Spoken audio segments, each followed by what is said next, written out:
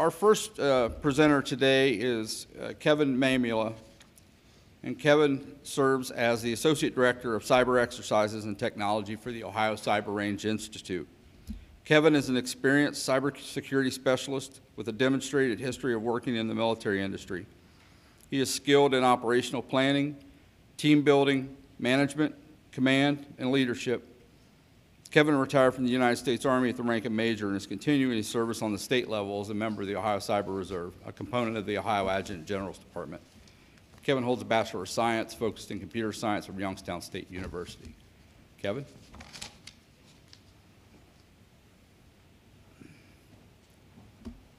Thank you. Here's your clicker, sir. Appreciate it. Make sure. No, I can drive from here, though. Okay. Yep. All right, good morning, everyone. It's an honor to be here, a privilege. I love these types of discussions.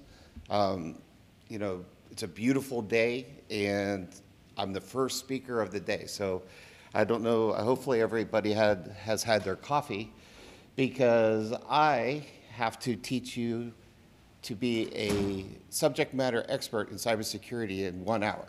So there's also a pre-test involved, which we'll get to here in a moment. So this is loosely our agenda for my part today. Don't worry about the pre-test. So you only need 70% or better in order to receive credit. Okay? Now, my intent is to provide, I'll get to know you a little better here in a moment, but my intent is to provide best business practices for lawyers servicing their client and their organizations. All right, Patrick already spoke on this.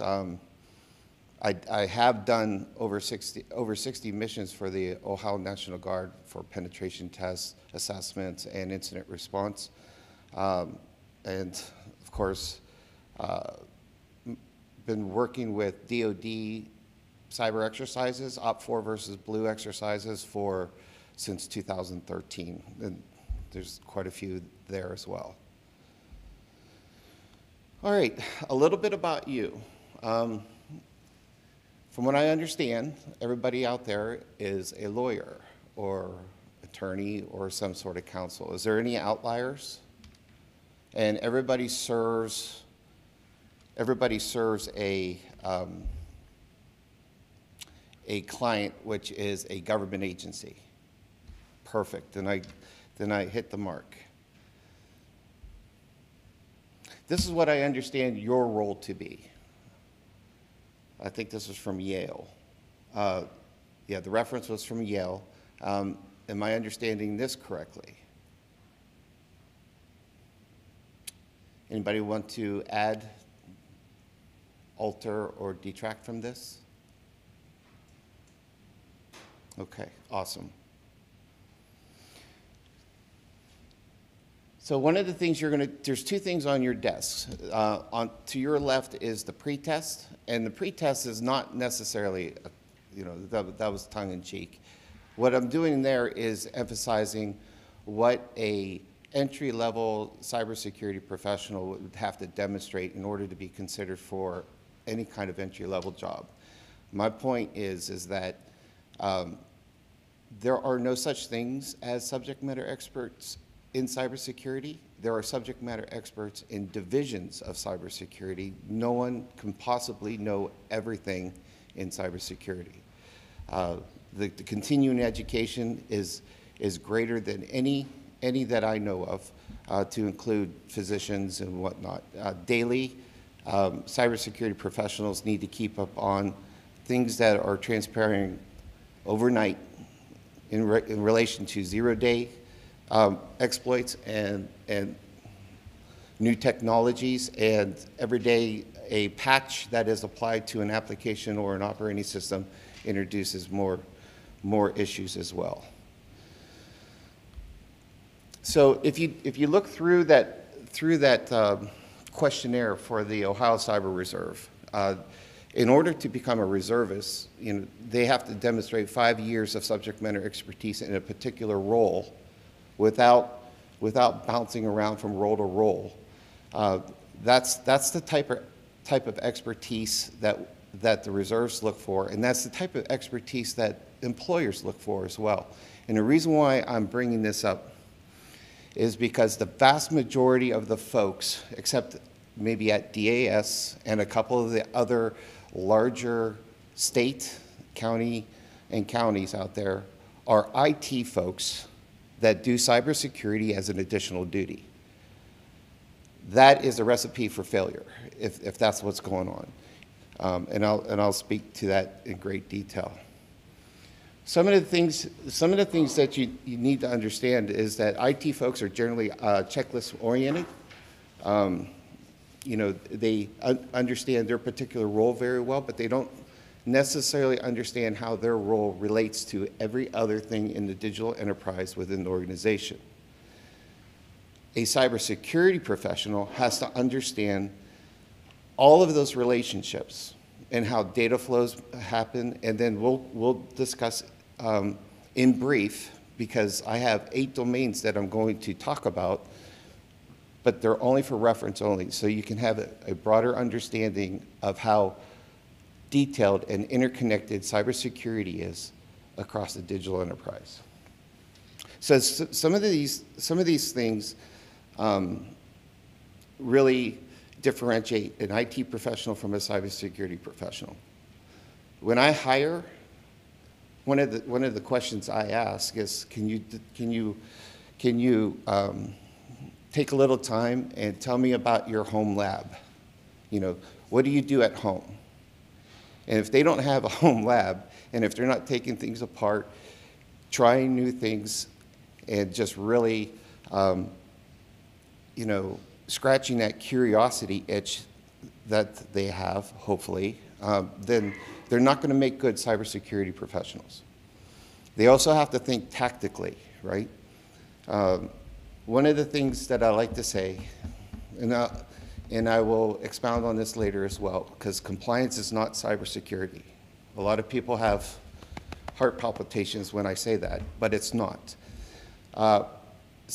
Compliance, NIST compliance, or any of those other regulatory requirements, HIPAA, PCI, SOX, on and on and on, those are compliance checks, but they don't necessarily provide you cybersecurity. An analogy that I like to give is affirmative action is to diversity. Affirmative action lends to diversity. It gives a higher potential and probability of success of diversity, but they're not the same thing. Does that make sense? So compliance will make things much easier for a cybersecurity practitioner to execute their role and requirements. Oh, of course. As we go through this, I'd like to have this more of a conversational instead of a directed brief. So if there's anything that you would like me to expound on, or you have questions, I'd be happy to do it. Especially since this is the first block of the day. All right, so this is one-on-one, but I want to make sure people understand that the difference between cyber and cybersecurity. All right. So I went right to Merriam-Webster's dictionary and listed the definitions up here. Relating to, involving computers or their associated networks is cyber. Okay, and then computer is anything that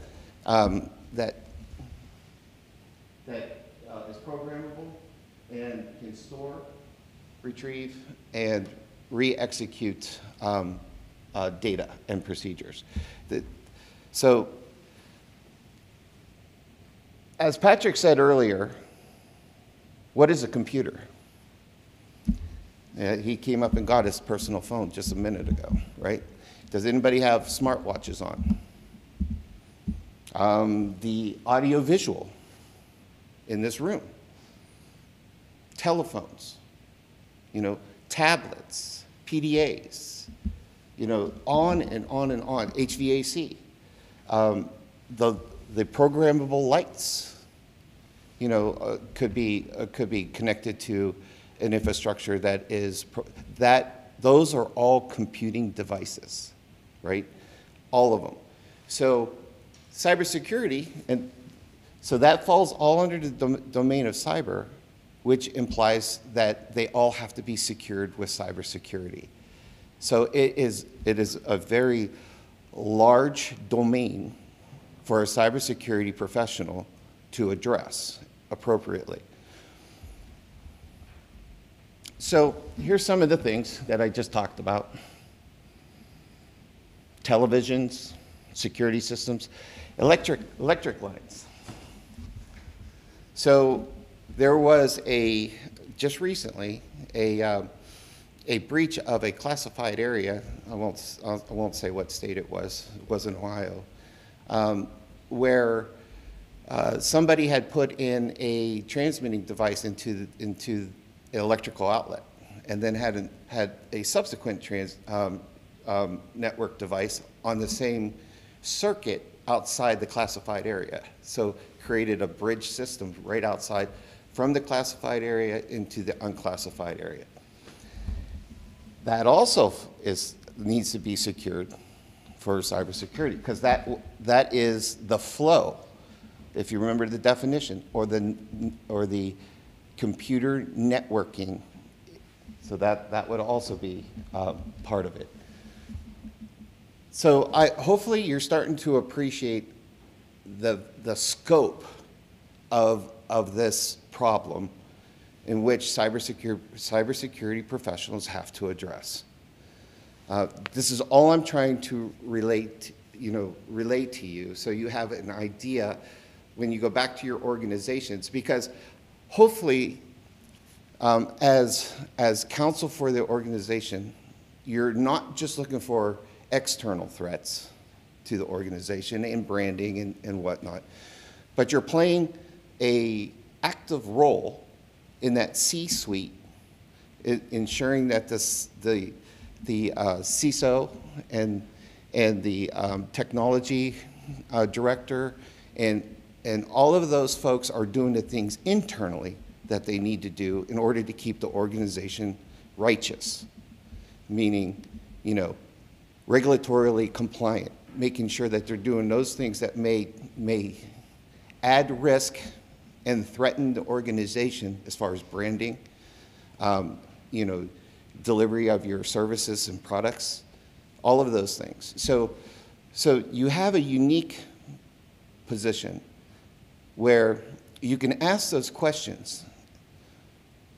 Al and I were talking earlier about some things that I've learned from many years in the military. And one of the things that I always try to convey to people is inspect what you expect. All right? If nobody's asking you questions about what you do, especially if the IT folks are the ones that are doing cybersecurity, if you're not inspecting them, the relationship as cybersecurity professionals are supposed to be checking the compliance implementations of the IT professionals. If it's one and the same person, there's huge risk there.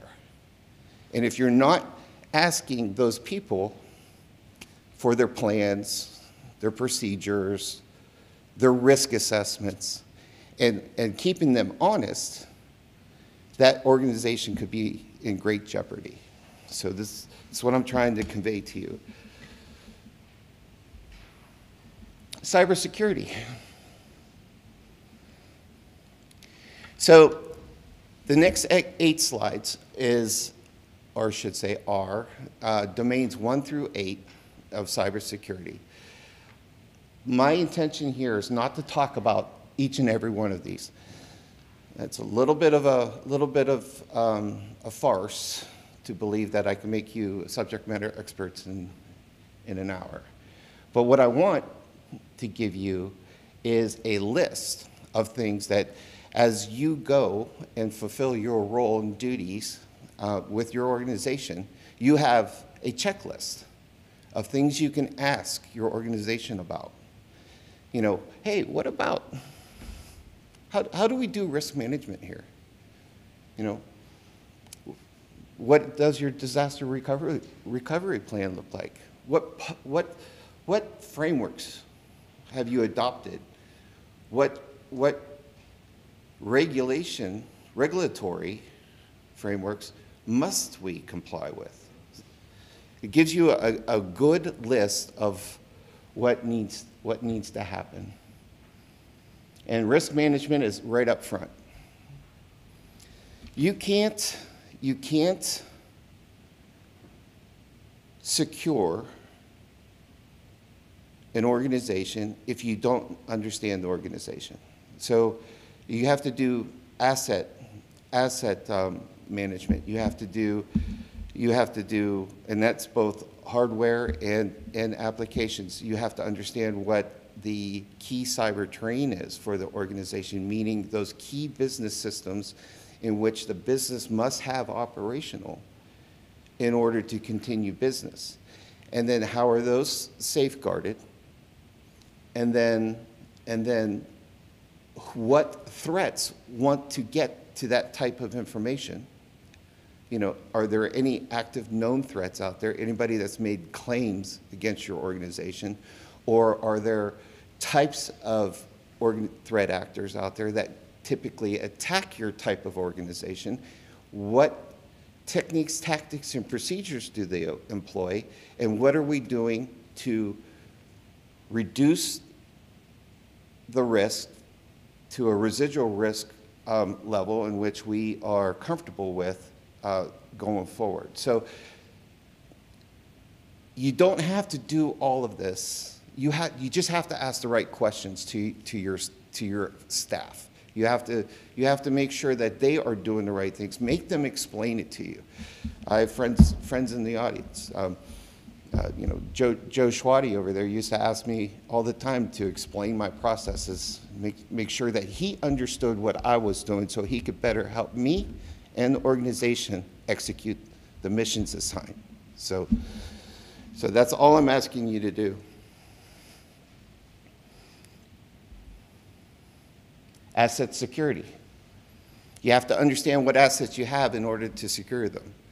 I can't tell you how many organizations that allow computers to connect to their production network that aren't organizational assets. So personal computers and whatnot happens all the time. There are shadow IT organizations out there that will spin up devices for their personal needs without letting the person that's responsible for security know that they exist. Those are all things which need to be managed. Architecture and engineering. So I like to, hopefully there's a lot of tactical minded people out there. So think of a defense, a military defense out there in the middle of a, you know, an area of operations which is hostile. They set up a defense. They put up blockades. They put up, you know, bomb shelters, air raid shelters. They put up T-walls in order to make sure that, you know, direct fire can't get into it, and all of those things. So your security architecture and engineering, if you can think of it in those terms, that's compliance though. So there's a concept in which we need to start embracing as a country, which is persistent defensive cyber operations. And the difference between that and just the basic run-of-the-mill compliance stuff that I just talked about in that analogy is that you're actually doing something. So this is also where Having your IT folks do cybersecurity is very bad because their priorities of work will always be operations and IT before cybersecurity. The whole idea of persistent defensive cyber operations, so you have these entry control points into this defended area, right? You have a gate, they have to move around. But if you don't have someone managing those entry control points, actually stopping people, checking things, doing things when the IDs don't match or whatever, that's the persistent, that's the action that cybersecurity has to take. Not a lot of folks do this. So they set it and forget it. Compliance, they think compliance is the end. It's just one of the means to the end. And if you're not rehearsing those drills when attacked, then very vulnerable and at risk. Network security, right? So you have the jewels of the kingdom, your key cyber terrain. You have areas in which your data, you have to also understand your information classification standards, which I believe someone, Janelle, will talk to a little more later. But, in order for you to use those things, you have to communicate with those systems. Well, if you can communicate with those systems, a hacker can communicate with those systems too. So you have to put controls in place along those data flows in order to ensure that only the proper people are gaining access to that information and those key systems.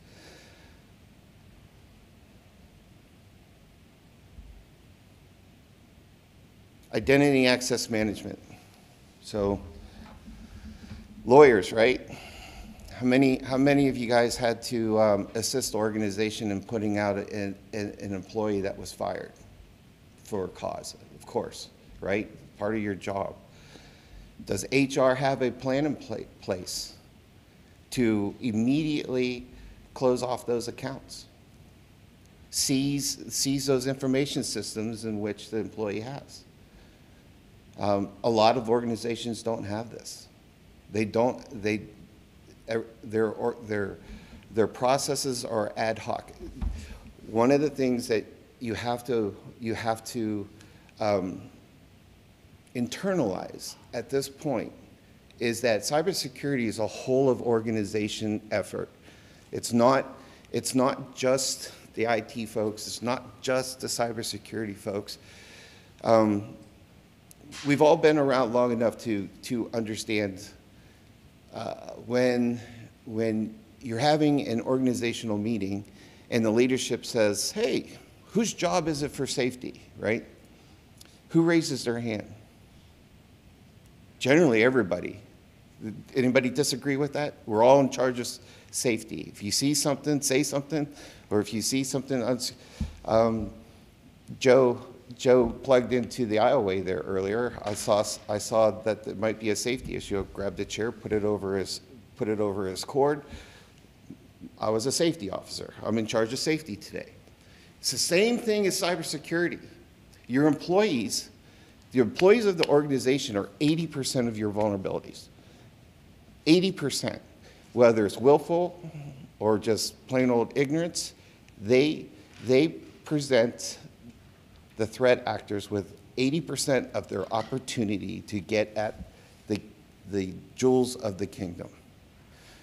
So when you get to the point where everybody, when someone says, whose job is it for cybersecurity, everybody raises their hand, that organization has a mature program in place.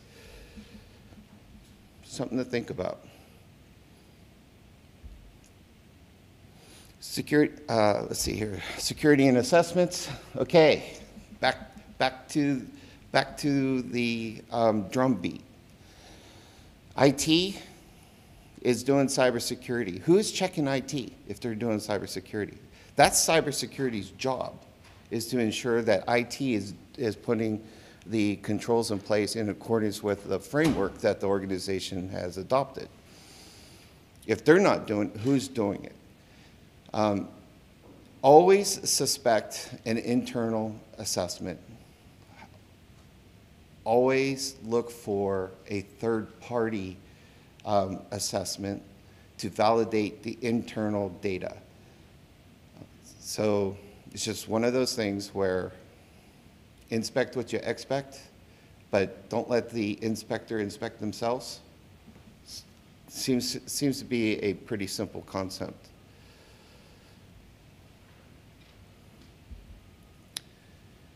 All right, in security operations. This is where I was mentioning that it is not good enough to just be compliant. You actually have to do things. You have to audit permissions. You have to look at separations of duties. You know, having somebody able to both write a check for the organization and cash the check at the same time is probably not a great idea. So it's one of those things where, you know, put those controls in place in order to reduce those types of risks across across compliance and cybersecurity as well. Have those duties rotated, right? You don't want to see a stagnant organization where that Kevin was in that job for 30 years, right? Nobody else has done that job. Kevin is now in Tahiti in a $4 million home. I don't know how I managed that, but it's one of those things. And if you have DevOps, this last domain is really about those organizations that do any programming on the premises, where you're not buying premium applications from a vendor, Microsoft, whatever. If you have people coding for you, you have to ensure that they're using tried and true coding methodologies in which has security baked right into it. And then the code needs to be reviewed by either in-house or a third party for vulnerabilities. It needs to be tested. Again, don't let people check themselves. We in the Ohio Cyber Reserve, when we do something, write a script, or ready to punch the key on an action on a computer in the victim organization's network, we use the rule of two. We have one person design and write the code, and then we have another person come over, look over the shoulder, and says, "Is this going to do what I think it's going to do? You know, what are the things that may come from this?" And then, you know, they talk it out. It reduces error and risk substantially. All right. So we talked a little bit about this. If you notice, I'm rushing through these front slides because there is a concept that I really want to talk about in detail. Compliance does not equal cybersecurity. I can't say this enough. It doesn't. I can hack a fully compliant digital enterprise. I can get into it. Folks at DISA, the Department of Defense's Information Security Agency, you know, I've spoken with them when I was still in uniform, and they agree that compliance, a fully compliant network is still vulnerable. And I talked about the relationship between compliance and cybersecurity. One lends to it, but it's not the same thing. But I did want to put a couple of the most common mistakes people will do. in organizations. Cybersecurity is not a whole of organization program. Huge mistake. It takes your public affairs officer, it takes your operations officer, it takes your legal counsel, it takes your executive officer, it takes your whole IT department, your cybersecurity professionals, and it's a whole of organization program. And if you're not addressing it as such, you're set up for failure. Second one is self-evident. I've been talking about this throughout. There has to be somebody playing devil's advocate at the table. So if somebody doesn't have a primary role as cybersecurity in the organization, when they're making operational decisions or decisions on procurement or contracting, we're going to talk about this because, you know, lawyers, you get to see every contract that goes through the organization. How many of those contracts how does the organization decide the routing for that particular contract on whether or not it needs to go past your cybersecurity professional in order for the contract to be staffed appropriately? Everyone should actually go across your cybersecurity professional's desk, because I don't know of one contract out there that doesn't share information between two organizations. Information has to be transmitted, and it has to be secured, you know, in an appropriate manner, data at rest and in transit. So contracts, as we do assessments on counties and smaller organizations in Ohio, we find that contractually, organizations are agreeing to things in which they don't quite understand the magnitude and what. So a contract would typically say, you know, you must comply with NIST. Well, maybe the organization is a syscontrol organization and doesn't comply with NIST, but now they have to comply with NIST. There's risks there, right? There's litigation risk. There's, and then there are the other side where school systems, for example, teachers want this application that manages student information. That's HIPAA all day, and the next thing you know, that organization, you never has a breach and student information gets out there, you're liable because you gave this organization the students' information, but you never told them in the contract that you must comply with HIPAA. So staff those contracts appropriately. All right, so about operations, cybersecurity operations, and persistence. And we'll talk about this more, but if an organization doesn't have an effective systematic process in order to deal with one of those many things in those domains that I just ran through at breakneck speed, then there is a lot of risk there. And then you can also assume that they're not rehearsing a process that doesn't exist. That's extremely dangerous. So there are some things that need to be rehearsed. For example, incident response, or your COOP, your continuity of operations plan. You're involved in that as the counsel and lawyers for the organization. You still have to be able to operate. If you have a breach, and you have an active breach going on, and if you call the Guard or the Ohio Cyber Reserve, or you have an internal incident response team address that, you got to know about the authorities in which they're operating in, You know, you know, is it a response in which an active criminal investigation is going on? Then who owns the response at that point?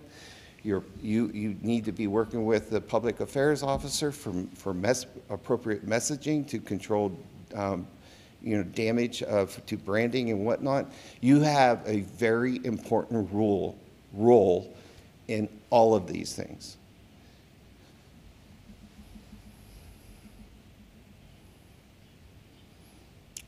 Yeah, and they typically don't look outside their organizations for cybersecurity solutions. There is no one, and I will say even the Department of Defense, there is no organization out there that could be completely self-sufficient. If you're not partnering with other organizations, having mutual aid agreements, sharing the load, maybe this state agency has this expertise, they do it better than anybody else, and this one has this, and they agree to do this for them, and they share their expertise capabilities with, that's the recipe for success.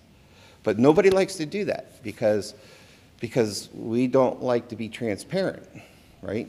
Even when we have responses, we don't like to share the nature of the incident response with authority, so we can warn other like organizations that they may be next attacked. We have to get past this somehow. We really need to look for those synergies from these other organizations in which can help you. You can have the Ohio Cyber Reserve come out and do an assessment, you know, completely confidential, you know, all those things, and then you can build a rapport. Those things need to happen always. You know, it's that action that I'm talking about. You have to do something. You can't just set it and forget it, say, I'm compliant and we're good. It won't work that well for you if you do that. Everybody gets hacked. Everybody gets breached. Many of your organizations already have. They're just not aware of it. You know, if a hacker can be in your system for up to as long as they want in some cases, and you're just completely oblivious to it. But that's the nature of this environment today. And leadership. Leadership's checked out. So being in the military, I've experienced this to a very great detail. I'm not sure if it's exactly the same in civilian organizations. I'm still kind of filling that out.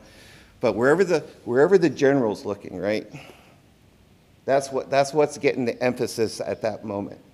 All those other operational processes, those are secondary, tertiary. We're going to address just what the leadership's looking at that moment. And how many leaders do you know? There might be a few out there, but generally speaking, leadership's checked out when it comes to cybersecurity. Matter of fact, so much so that they like to just get cyber insurance, which is a disaster, by the way, to defer or shift that risk in terms of money to the insurance company. I'm here to tell you, look at that contract too, or that policy, because what insurance companies do, the first thing, they won't let you use anybody else, another incident response team, because what they're really doing is going in, and their response team is doing nothing but trying to find evidence that you violated your terms of the contract, so they don't have to pay out. Be very, very cautious of that. All right. Fully understand the organization. On your tables, I also have what OPCI, which is a division of the OCRI, where we're going out and doing training to local government entities, like county and below, where we're providing employee education.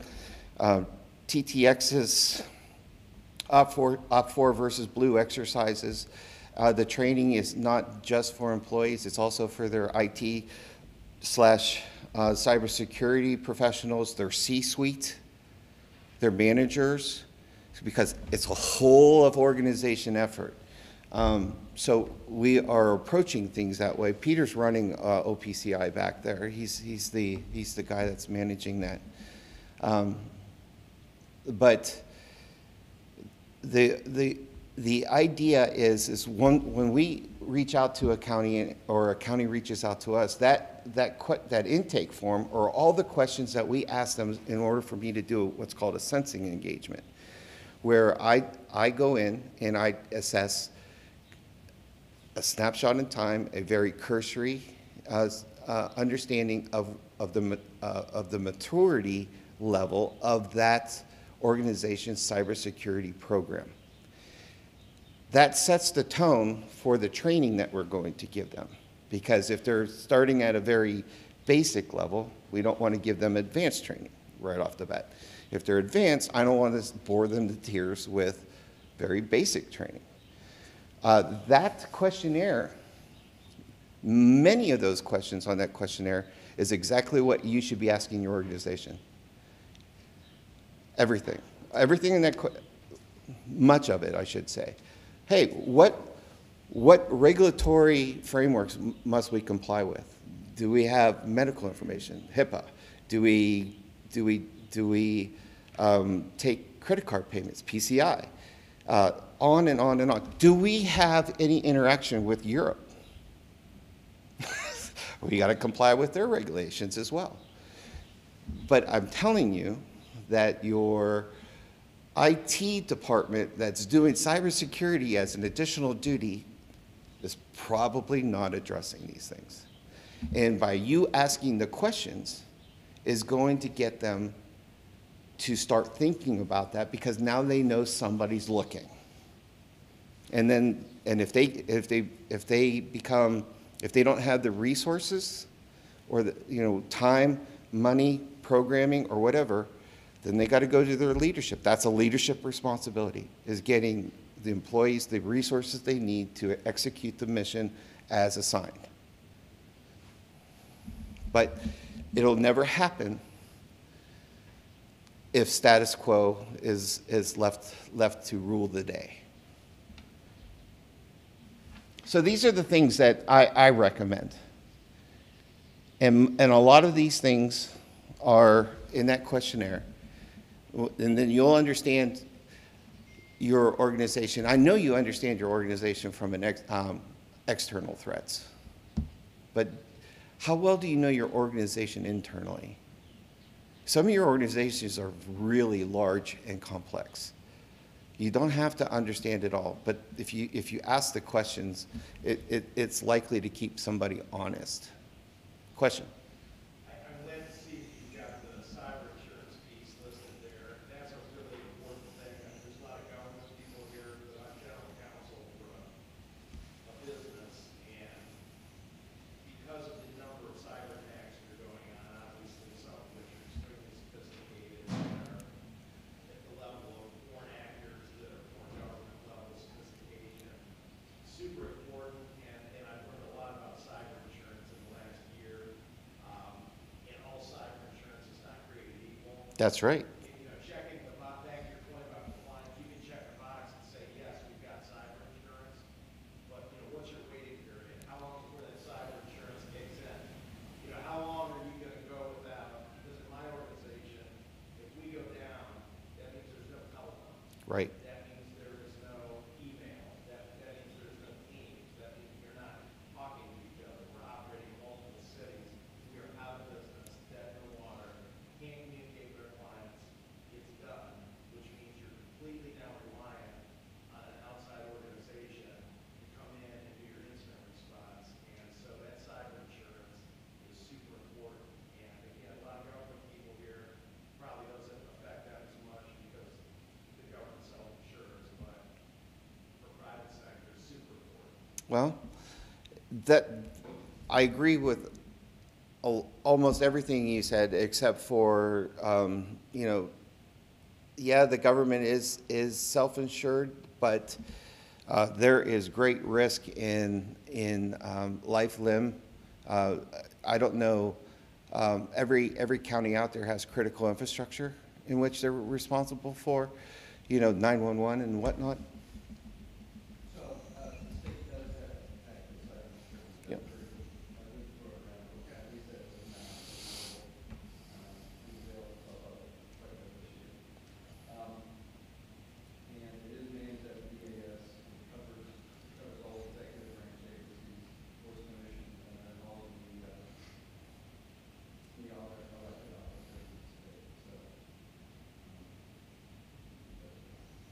Yeah. Yeah, I'm really asking you to be that person that's in the hallways in your organization, asking those hard questions, even if you're not the subject matter expert of it. You know, I really appreciated Joe Schwady when I was doing missions. He was there to help for the successful execution of the mission, kept me straight. I mean, I knew black and white, but there was a lot of gray area, right? Every time I hit gray area, I went back to Joe in order to receive, you know, direction and whatnot. You have to be super involved in this process. Be that person, be that pain.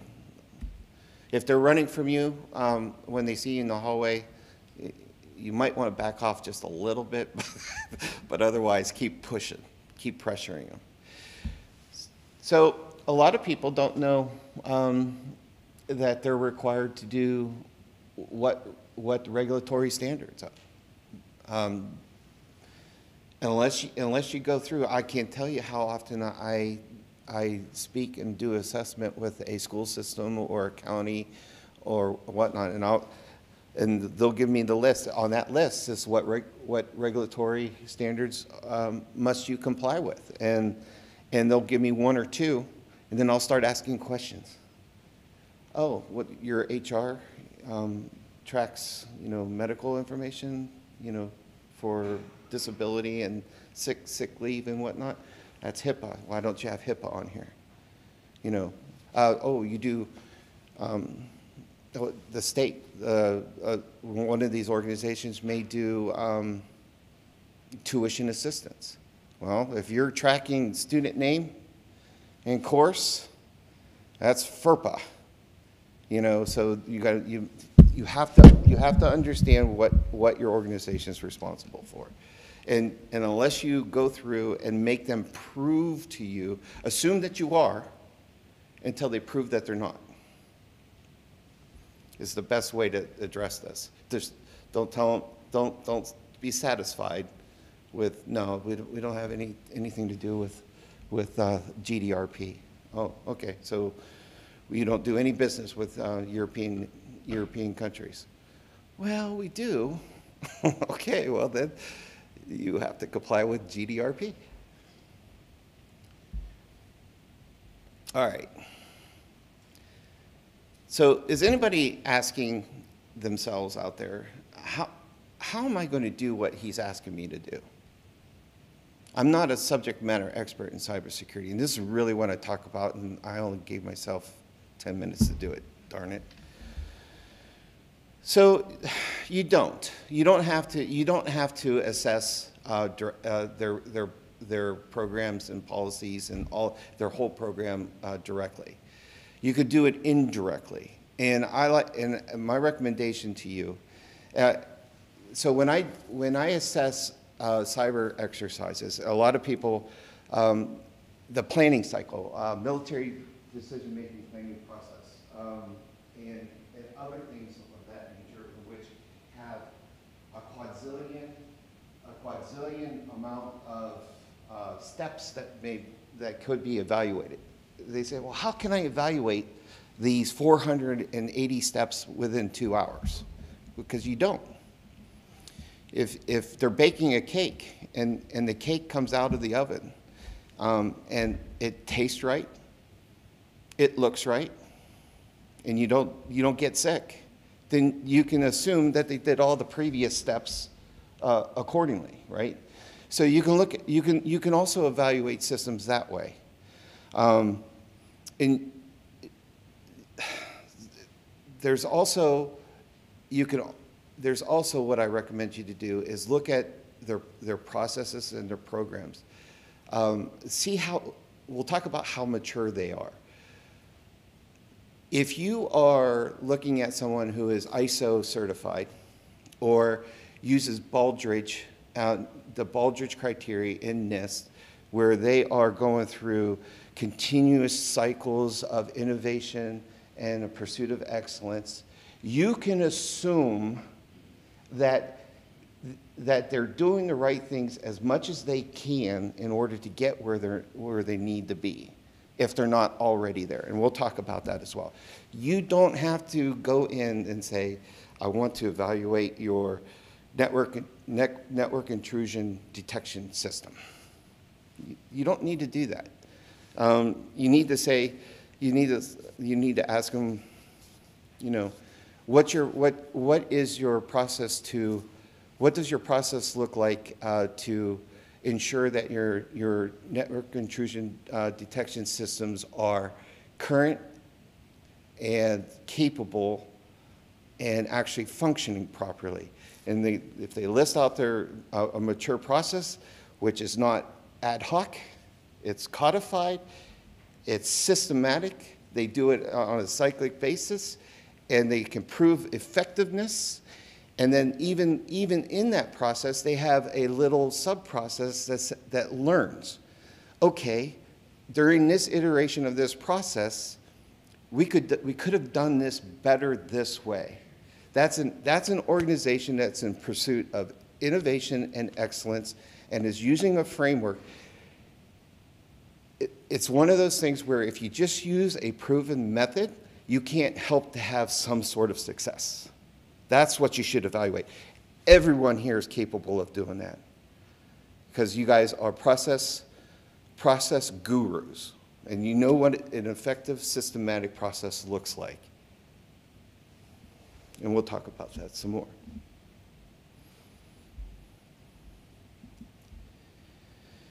All right, I keep talking about the slides before they actually get here. So assume and infer with a degree of confidence that if an organization is organization rigorously uses a proven method for process development and continuous improvement, that the results will be satisfactory.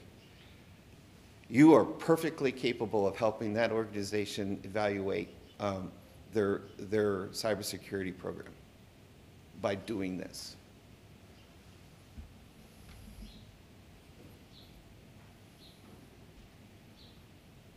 Any questions here so far? All right, so NIST has adopted Baldrige. I used to write Baldrige submissions, and I used to be an examiner for Baldrige in the military. I used to go and evaluate Baldrige submissions and then do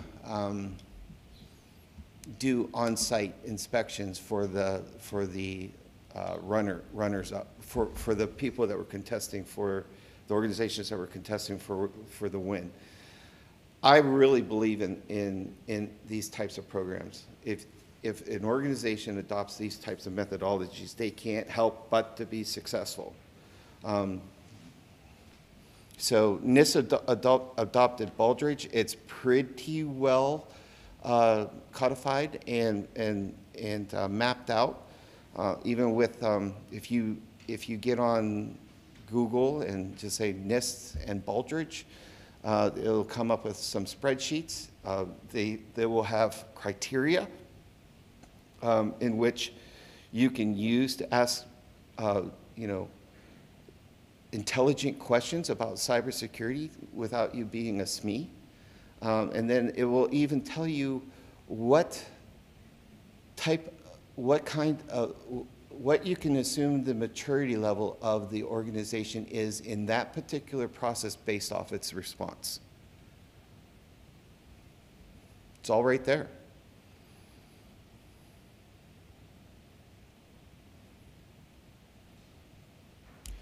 All right. So Baldrige, and this is just one example. There's others out there, but it's one example that works. So ADLI, right? Approach, deployment, learning, and integration. That is a sequence of maturity, right? So you can have an approach. You can have approach to a problem set that isn't codified. If it's not codified, it can't be systematic because you're going to do it differently every time you do it. And if it's not evaluating how effective it is in some way, then it can't be effective and systematic, right? So the deployment, how consistently, that's systematic. Learning, that's effectiveness. Integration. Does anybody know what, well, it's right there. So the best way to look at integration is back to that whole of organization approach that I talked about. You know, the analogy that we like to use in, when I was a Baldrige examiner for ACOE was, what do you think the custodian at NASA said when he or she was asked, what do you do here? What do you think the response was? I help put men and women in space. Not, I mop the floors, right? So integration, that means the whole of organization, they understand their role, they understand what those other lines of effort, we understand what operations doing, we understand what the PAO is doing, we understand what everybody's doing in relation to these major lines of effort and how they're going to do it and how those processes impact the processes of those other key business process owners. That is true integration, right? Procurement. Operations says they need new computers, right? Here's a request for you to buy these computers. Well, if IT and cybersecurity isn't looking at that request, there's a problem, right? So everything needs to be integrated across the organization. So hopefully, is there any questions to this? This stuff's really intuitive. It's not that difficult. The problem is that it takes muscle memory. It takes discipline. It's a discipline. That's another pet peeve of mine. You guys understand the true sense of discipline. The military uses discipline in a terrible way. It's a repercussion. Discipline for lawyers and doctors is the practice of your art. That's a discipline. So I digress. Yeah, we have made things terrible. There's only 3 ways to get compliance too, since I'm already on the soapbox, right? Repercussion, incentive, and getting the person to believe that it's the right thing to do. There's only 3 ways you can get compliance, and the military picks the absolute worst one. Really, I'm sorry, Joe. But getting them to believe that it's the right thing to do is far, and it's like, is there any state DPS in here? Oh, okay, put your fingers in your ear. It's like me driving down the road at 80 miles an hour, and I only slow down when I see the state trooper in the middle. Bare minimum compliance, because repercussion. I don't want to get caught, right? Now, if you give me another 10,000 and said, hey, I'll give you 10,000 if you obey the speed limit for this year, incentive, I'll probably do that. But if you get me to believe that you must obey the speed limit or bad things will happen, you know, that nobody wants, I'll be compliant every single time. I digress. Anyways, so here's a perfect example of the maturity of a process. Ad hoc up there. There's a quasi approach, nothing's written down. If nothing's written down, nothing's cyclic. If nothing's cyclic, you can't assess effectiveness, right? Because what do you need for a trend? 3 data points. You need to see if it's going up, going down. 3 data points going in the same direction, because they could do this, then you have no trend either, right? So ad hoc up there, very poor. This is the other problem. You can influence the leadership and operations to give your cybersecurity team and the IT folks a little breathing room, because you risk operations when you codify and you do these type of methodologies, right? Sometimes you have to subtract before you multiply, before you can make leaps and bounds in something. Sometimes you have to take requirements off a branch for them to create these programs. You can't have them running at 110% operationally and say, oh, by the way, do this too. You have to help them get that space in order to do this. And you have a lot of influence on operations and the leadership. A lot. I don't know of anybody that doesn't listen to their lawyer. They're a fool if they don't. Systematic approach. Okay, so it's starting to be written down. Ask them for this, all right? So if it's written down, it's written down, right? And then the next thing you're going to look is say, okay, have you judged its effectiveness? You know, either through rehearsals or actually doing it. Where's the results for that, right? And then also part of this is show me the process that evaluates this process for improvement or innovation, right?